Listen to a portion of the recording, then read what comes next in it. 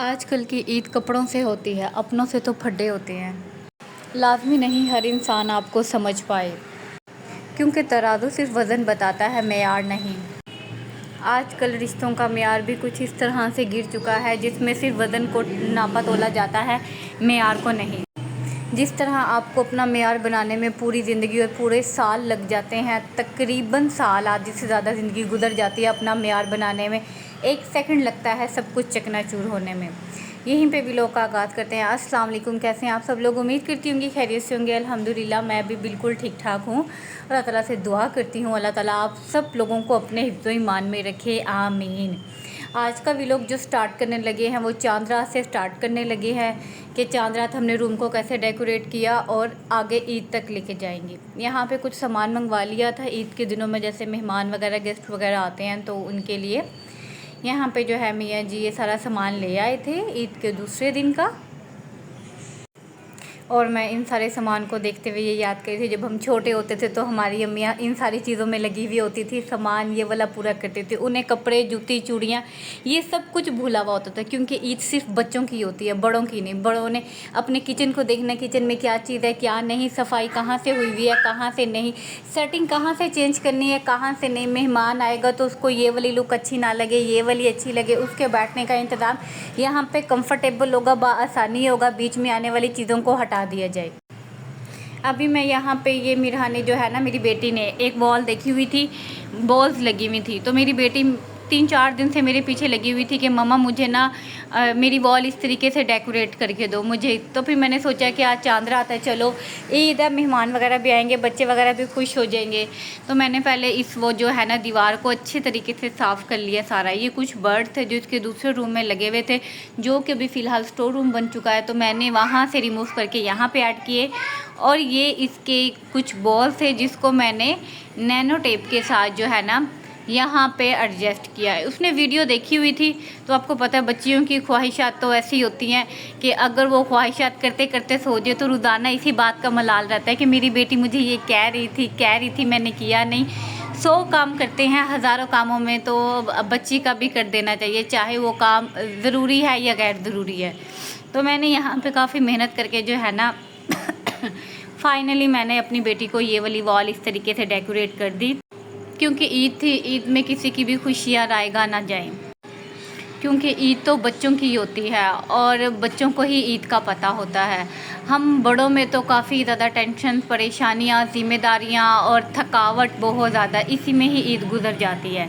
ये यहाँ पे जो है फाइनल लुक आपके सामने है, ये बन गई है। फिर भी मैंने काफ़ी हद तक कोशिश की, हमारे रेंट के घर हैं तो रेंट के घर में तो जिस तरह की दीवारें होती हैं इंसान उसी को ही अच्छे तरीके से मैनेज करके। खैर मेरी बेटी बहुत ज़्यादा खुश हो गई, बहुत ज़्यादा खुश हो गई। टेप कम थे इस वजह से बॉल बार बार गिर रही थी और पंखा चल रहा था तो गिर रही थी, लेकिन अब मौसम चेंज हो गया है फाइनली, तो पंखे चलना स्टार्ट हो गए हैं।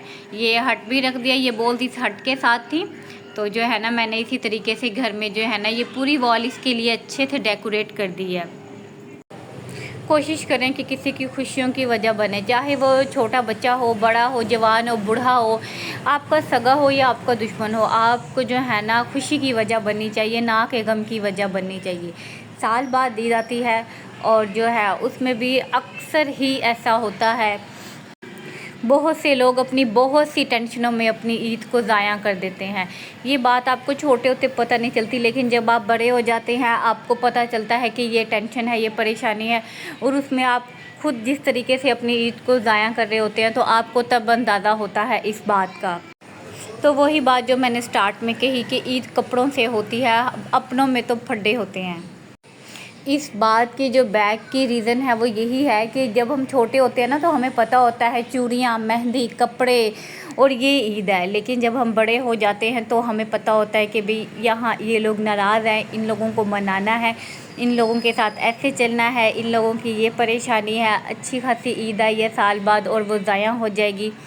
मतलब इतनी टेंशन बचपन में हमें नहीं पता होता था। अब बचपन में भी हमारे घर वालों ने इन्हीं चीज़ों को फेस किया हुआ होगा, लेकिन हम बच्चे थे, हमें उन चीज़ों का नहीं पता था और शायद ही हमारी माँ ने कभी भी हमसे डिस्कस नहीं किया। लेकिन क्या पता उन वक्तों में भी ये वाले मामला चलते हों, लेकिन हमारे जो घर वाले थे उन्होंने हमें कभी भी इस बात की भनक नहीं होने दी, क्योंकि ईद वही होती थी। अब बड़े हुए हैं तो इस बात का एहसास हुआ है कि ईद बच्चों की होती है। बड़ों में तो बर्थडे होते हैं जो हमें बचपन में नहीं पता होता, क्योंकि हमें जैसे आज हमारे बच्चों को नहीं पता, उन्होंने कपड़े, जूती, चूड़ियाँ हर चीज़ पहनी है, लेकिन बड़ों के मामला और होते हैं।